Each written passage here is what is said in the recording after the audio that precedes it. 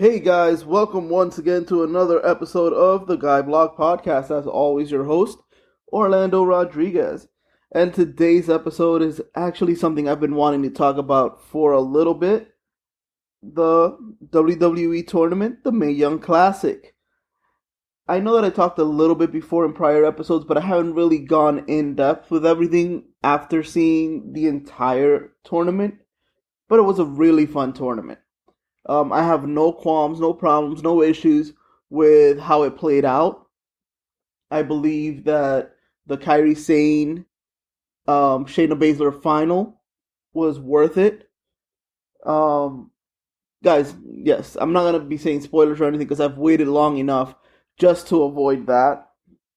However, the tournament was fun. And it did the best thing that these tournaments can do, which is show us or showcase to fans new talent from around the world. The fact that they're doing it in the women's division is amazing because there is amazing talent around the world. There are these women that are every bit as good, have the ability to make matches that are every bit as entertaining as any man's matches around the world. So having this tournament is a very big plus. So kudos to the McMahon family, to Triple H, and to everybody behind the scenes that pushed for this to become a reality, and the scouting team that actually went out and found all of this talent for the tournament, because really there were a lot of good, how do I put it, a lot of good talent that was brought in, that was showcased properly, and that can be brought into the WWE family and get a running start with how they've been doing everything on TV. Because despite the fact that women's wrestling, especially on Raw, isn't showcased or giving storylines that are as good as the men with the amount of time as the men, you have to admit, the more talented the personnel is, and the more the quantity of talent that comes in, the more opportunities there will be for a spark to be lit. What I mean with that is, sometimes somebody catches on and just changes things. Like The Rock, like Stone Cold Steve Austin, like Dusty Rhodes. Like, there are people that connect with fans. Now, it's happened several times in wrestling history, on both sides, but mainly on the biggest stages, it's happened with men. As the WWE continues its commitment to women's wrestling, to giving it more time, and to bringing in more talent, we can look forward to the fact that there's bound to be some of these women that make a connection that's much bigger than even the current talent has been able to make with fans, and with pop culture in general. What that will give us is a real women's revolution. Because the revolution that's going on right now, while great, it still has a lot of room to grow. All the way to the fact where you can have women's matches that have already closed out some pay-per-views, but you can have women's matches, first of all, closing out WrestleMania, getting equal time at a SummerSlam and a WrestleMania, and things like that happening. And on a weekly show where women's storylines get equal footing and billing to the men's storyline. So, the more talent that's brought in, the more opportunities for that to happen. Having said that, I'm not going to talk about every match in the tournament. I'm not going to talk about everybody in the tournament. But I do have some things that, or some people that I want to focus on and that I do want to shine a light on. Of course, Kairi Sane, amazing, every bit of what was promised. She, to me, looks like Japanime brought to life. Like, every big move, she makes it bigger. Every big moment, she makes it larger. So, in that sense, when she's in that ring, she's really bringing out something that very few people can do. Because it's not just the elbow. It's not just a punch. It's not just when she runs and she hits somebody. It's everything. And the fact that she brings something extra, and that her attitude and her charisma shines through the whatever language barrier or cultural barriers there might be. She truly is talented, and it was great getting to finally, after hearing so much about her, to really see her and see what she's capable of. Now, having said that, brings to mind what was my favorite match of the tournament, which did include Kairi Sane. My favorite match was Kairi Sane versus Bianca Belair. I know. Bianca is a talent that's very green. You know, we all know, amazing college athlete, brought in. She's already in the performance center, and she's been training for at least a year, maybe 2 or coming up on 2. But, you know, when you're that green, it's kind of hard to know where you're going to land eventually. This tournament comes up. They want to showcase you. They want to put you out there, get your name kind of, you know, get you in people's minds so they can remember you when you do come up. But you don't always expect a talent that's so new to overperform to this degree. She performed amazingly versus Kairi Sane. I was so, it was interesting, it was fun, it was unique. The way she uses her hair is great. But more than anything, it's a match where you can really, really see the talent that is within her. You know what that means? That they have a future superstar on their hands. When I say future superstar is, you can see it in her demeanor. Guys, if you hear some growling in the background, it's my dog who's going crazy over nothing. Now, having said that, his name is JJ. He's freaking annoying. He makes no noise until I start recording, so can't do anything about it. It is what it is. Going back to the match, Bianca Belair has so much charisma, innate charisma and talent, that she really looks like already, she has the look already. But seeing her in this match makes me feel like Bianca Belair will catch on quick. More importantly, she has a skill that not a lot of new wrestlers have, which is sometimes when you have a mediocre wrestler versus a mediocre wrestler, they get together, and if they have charisma, you know, they not charisma, but when they gel, they have the ability to have really great matches. Sometimes when you have a wrestler that's really good going up against a wrestler that's really bad, the bad wrestler will bring him or her down. And then you'll have the vice versa, where you'll have a bad wrestler versus a very good wrestler, and the very good wrestler has the skill to bring this wrestler up. Then there are the bad wrestlers, or the new wrestlers, or the inexperienced wrestlers that have this innate ability to fight up to their opponent. What I mean with that is they have the ability to put on great matches when they're put against great people. So they don't bring a match down, they'll bring themselves up to the talent level they're facing. And that's what we saw here. We saw Bianca Belair take her level up versus a very talented Kairi Sane. And that should be very, very, very promising for the WWE, for their talent team, and just for booking. You have a superstar in the making here. She is camera ready. Her skills still need work, but her fan reaction, her ability to adapt in the ring, and to put together a great match versus a great talent tells you she has, it's so great. For those that were wondering, why was Eva Marie, great looking woman that is ready for camera and everything else, but why wasn't she re-signed? This is why. Bianca Belair is part of the why. The Mae Young Classic is the why. There is so much talent with so much charisma, with great looking girls of all shapes and sizes.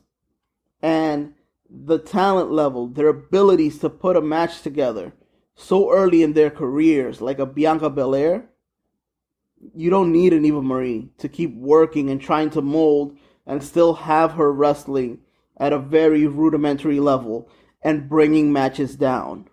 When you have a Bianca Belair who brings her talent up to the competition she's put in there with. I mean, that this match was by far, when she started whipping Kairi Sane, the emotion of the people that were there, I completely get it, because as I watched it on TV, on the network, I was just mouth wide open, like, so original, something that I haven't seen before, and just presented so well. It's my favorite match by a mile, so kudos to both of them. Now, the biggest surprise of the tournament, to, keep going with this theme, is Bianca Belair. I have a tie, actually, but Bianca Belair, my expectations were somewhat low. I thought, they're just putting her out there. They want to showcase their talent that they've been training, but she's still not ready for this. And she surprised me. She has skills, she has talent, and she has it. So I do expect great things from her. Now, I did say that the biggest surprise of the tournament is a tie, because the other big surprise was Jazzy Gabert. Wow. The alpha female. She was so great. And I say the biggest surprise was because, yes, you expected her to be big, to be strong, to use power moves. But I don't see a lot of women use their size the way Jazzy does and fight to her size, fight big, and still fight fast, and still fight exciting, and not just focus 100% on power, but always looking powerful. There are men that can't do what Jazzy does, which is you need to look big, bigger and stronger and faster than your competition, but always looking powerful, because nobody's going to believe with your size that it's just, somebody's going to beat you 1, 2, 3. And they played her off great, and in extra matches that they did outside the tournament, Jazzy has looked great. The crowd is behind her. She is one that I would totally sign. I see Jazzy, and I see, honestly, a better version of Nia Jax, a better version of Chyna. There's a lot of possibilities, and some of you might think that I'm saying blasphemy or that I'm exaggerating. I'm not guaranteeing anything with her, but I am saying there's a very strong likelihood, a very strong possibility of doing great things with Jazzy. You have Tamina going around there having, I do not know how many years after being with WWE, 6, 8, 10? Still having horrible matches. Jazzy is what Tamina should be. She's strong, she's fast, she fights big, she fights strong, and she does it while making opponents look good when losing in a believable manner. And, she does a great job. And that would be the perfect example. Tamina is there because of whose daughter she is. I apologize if somebody gets offended for that, but we all know it's true. Her talent level should be, Tamina should have much better fights at this point in her career. She should be a much better wrestler, and she is not. But she's still there. Before, the excuse would have been that there weren't a lot of women, in WWE, And they're worrying a lot with her pedigree. Well, now you have Jazzy. Now you have the Mae Young Classic. I'm not saying Tamina should be fired, but I'm saying she should step her game up finally. Because that's the other benefit of these tournaments. It allows the current roster to see what's coming. And what's coming is an amazing generation of female wrestlers. And women like Tamina who have made it by size and doing the very basic. And I'm sorry, Tamina, but what at least looks like to us as fans as the bare minimum. Because I'm not saying that Tamina is not talented. I'm saying, has Tamina really been pushing herself? She's not doing a lot of new moves. She's not doing any new moves. She's not moving any faster, but she's not learning to fight big either. So what is she doing that's unique to her? I mean, we all know, oh, she's supposed to be big and powerful. But when she wrestles, she doesn't look big and powerful. Jazzy does. Heck, Nia Jax does. And Nia Jax, I can't critique her like I do Tamina, not because she's newer, not because she's younger, but because Nia Jax is improving constantly and consistently. And when I say about what I'm saying about Jazzy and why she's one of my biggest surprises is because if Nia Jax, if her talent level makes it to the Jazzy Gabert level, where she can have matches and do moves and do everything to look as great as Jazzy does it, with the ring psychology, then she will be great. She will be amazing. So that's what I'm saying. Jazzy looks like a 90% there finished product in the ring and as far as in-ring talent. Tamina looks like she's not even 50% of the way there, but she's had all of this time. You can say she's been injured for, almost a year? She didn't look great before the injury. She hasn't looked great after the injury.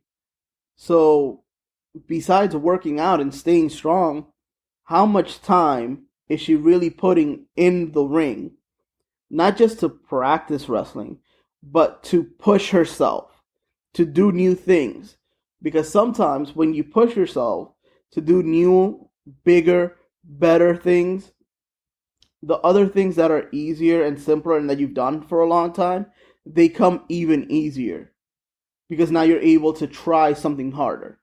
Tamina looks like somebody that's just trying the same things over and over and practicing the same things over and over and not even perfecting them.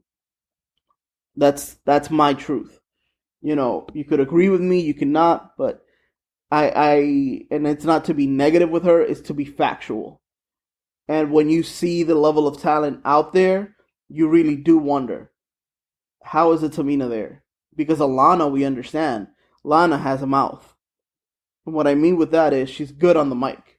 Tamina is not even that. So, besides the family connection, what is it that keeps Tamina in business in WWE? I do not know. But it's no longer her size. It's definitely not her ability. That's all I'm saying. Going back to the tournament and to the biggest impression made, I've heard this name. I had heard of this person before. And, I've heard good things, positives, and fun to watch and all of that. But if you had put this person in front of me on my screen, I would have no idea. Heck, if you just put up on the screen 4 women with 4 names and you tell me match them up, I would have no clue who this person is. I would not know which would be her name. I couldn't put the face of the name at all. But I am so glad for the Mae Young Classic and the fact that I finally got to see and get to know the wrestler, the beast, the little hurricane, the amazing, great, impressive talent that is Dakota Kai. I loved Dakota Kai. I'm not putting her as the biggest surprise because, Jazzy and Bianca, I had kind of low expectations. I expected Jazzy to be big and slow and a typical power player. Bianca to be, inexperienced. And they surprised me. They exceeded my expectations by so much, And when I think of Dakota Kai, she can't be a surprise because I've never seen her wrestle. I've heard the name, I've heard good things, but I didn't really have an expectation set. I thought she would be good. I thought, hey, she could put a good match. But I didn't have an expectation set. But after seeing her, I just fell in love with her as a performer. So much fun. Her matches are fun. I love how she sells, how she does everything. Team kick, everything about Dakota Kai is awesome.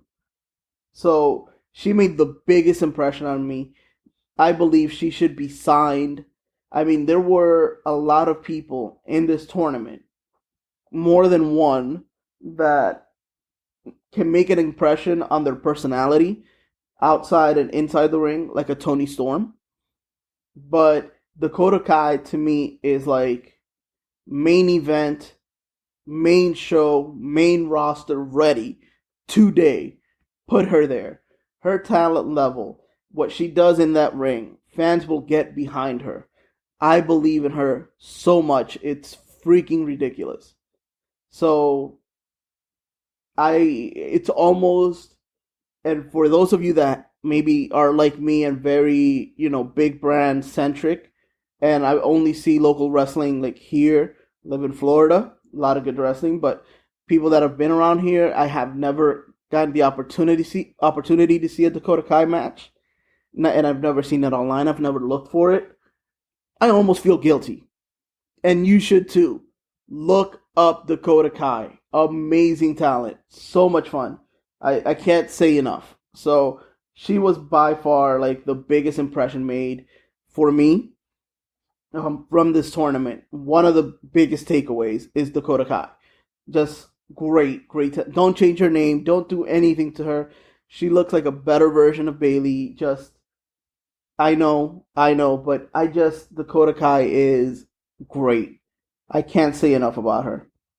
Now, with that, I want to just run down quickly 2 lists that I did make. I have future stars and ready-made stars.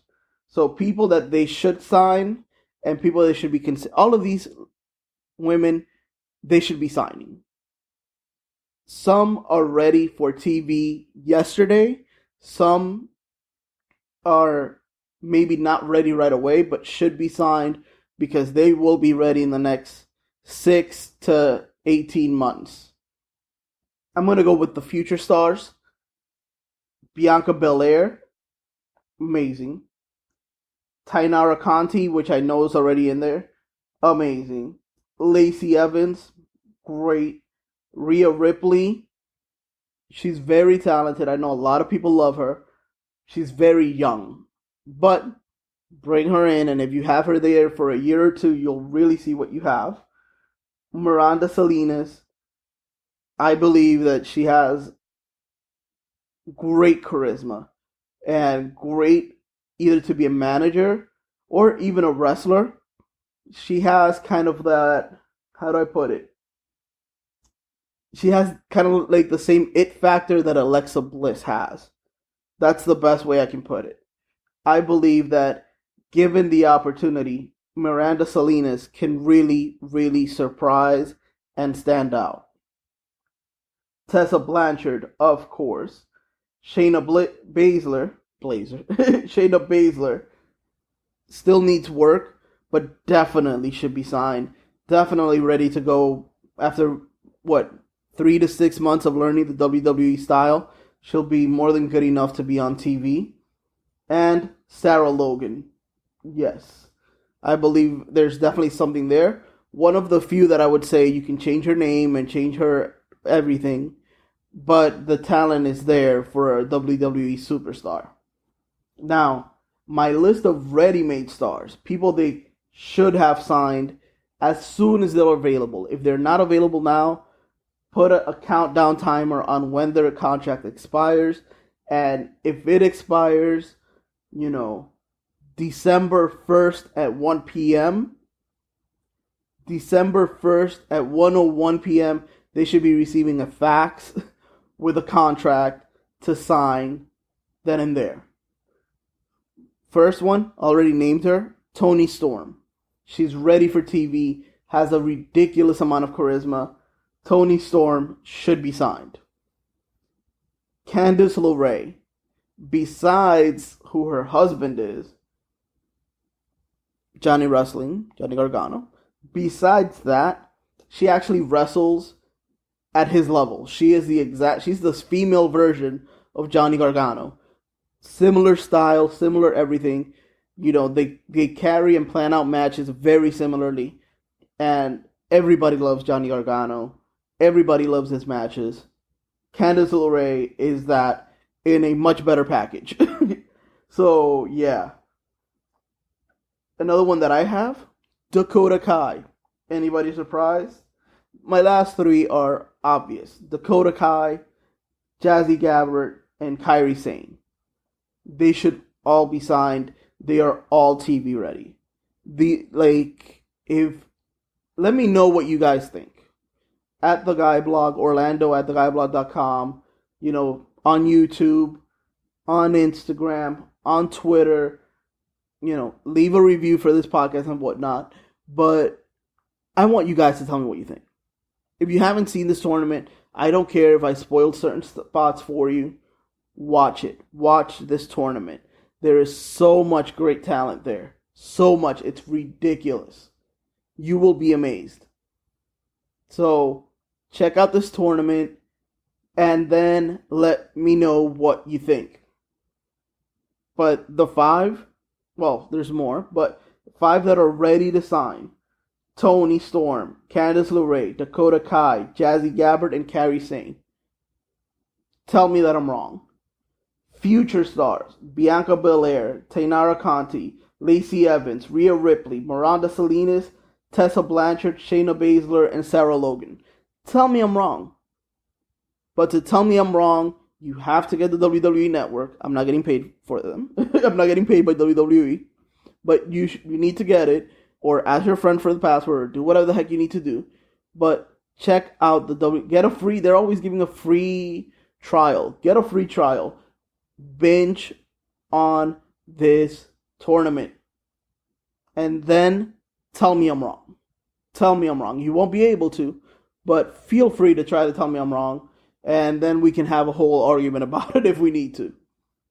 As always, for the Guy Blog, your host, Orlando Rodriguez. Already said, subscribe on all the places, YouTube, iTunes, everywhere. Leave a comment. If you are on iTunes, guys, gals, leave a review. Help other people find this podcast. And let me know what you think. As always, take care. Talk to you soon.